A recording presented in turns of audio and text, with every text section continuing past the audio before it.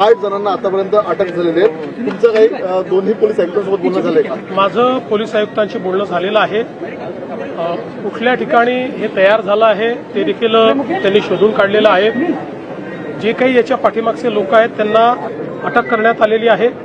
अजून काही लोक याच्यात असू शकतात, ते शोधण्याचं काम चाललेलं आहे. जे लोक आता थोडे सिरियस आहेत त्यांना मेडिकल हेल्प देऊन त्यांना वाचवण्याचा प्रयत्न चाललेला आहे.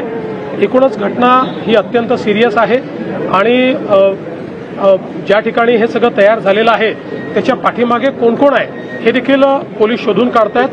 8 लोक अटक झाल्यात, अजून काही लोक अटक होऊ शकतात. संपूर्ण ही साखळी जी आहे ती शोधण्याचा प्रयत्न 100% पूर्ण साखळी शोधून आणि त्यांच्यावर अतिशय कडक कारवाई केली जाईल.